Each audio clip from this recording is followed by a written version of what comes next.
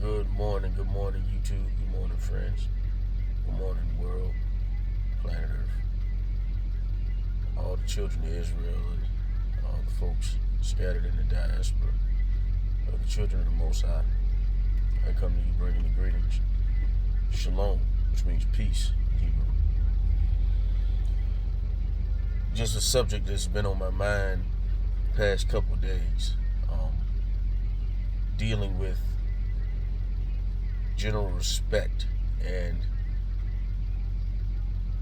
a concept that it was all kind of brought home to me. Why the whys and the whats of dealing with why black men get treated the way that we get treated by everyone, including our own women. And when I say our own women, I'm talking about our own individual women and the general women of our culture, the women of the diaspora. That as a result of many campaigns, Willie Lynch, civil rights, the project to separate families, that was perpetuated by the U.S. government. That's the reason it was called a project. That's why you lived in a project. As a result of these things, there's a general, I would have to say, hatred or a negative disposition towards black male leadership. Essentially what I'm saying is that everyone rejects black male leadership. It's like that's why you don't have too many black coaches in sports, because they've done the psychological research and they realize the type of people young black men will follow aren't black men. Same thing with our women. It's the reason that a lot of our men, when we get successful, we go to women of other cultures, because our women have been poisoned against black male leadership. It's always to be questioned. We're not worthy of general respect. I work in EMS, as you probably can tell.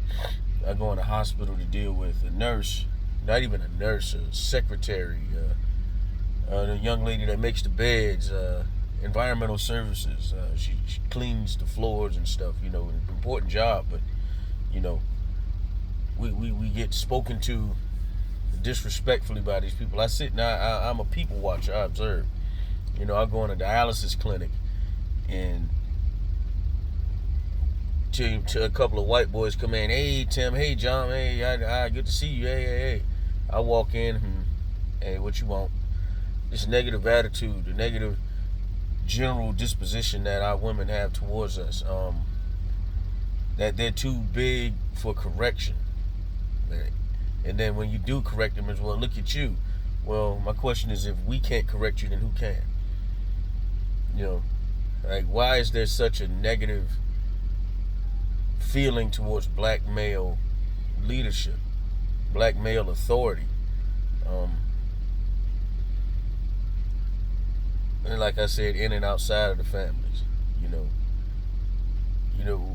white men, Asian men, Arab men, and I say this out of knowledge because I live in Atlanta, in the metro Atlanta area, where it's super segregated. So you see how Asian people interact in mass. You see how Mexican people interact in mass because they occupy certain parts of the metro area.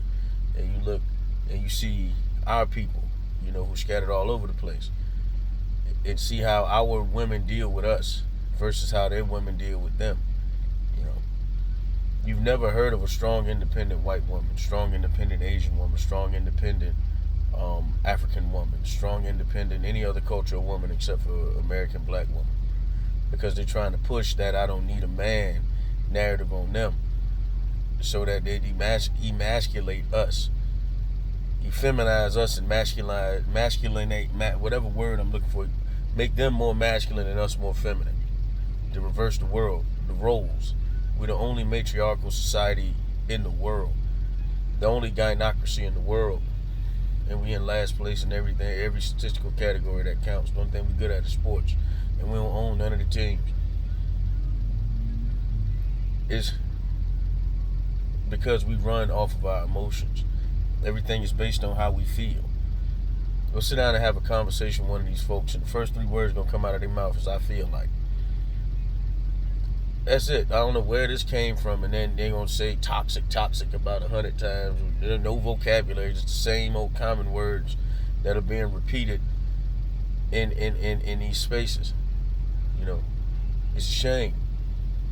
We need to start having more respect for black male authority, because without no culture in the world can survive without their men. Men carry the seed. Men carry the sword. You don't exist without your men, period. The only thing protecting you from being dominated is your men. That's with every single culture and group of people in the world, not just us so-called black people, those of us in the diaspora. So it's wise to look at your male with respect, treat them with respect, because these are the people that go out in the world and deal with everyone else and everything else in everyday society. We don't want to have to come home to contend with you. Why is everything a competition? Why does it have to be, hi, you was wrong, hi, look at you? Like what? So what do you get out of that? How does that advance the family or the legacy? You know,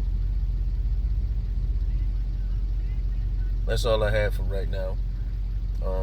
Y'all willing, I'll come back and elaborate further or speak on some other things. Till then, shalom.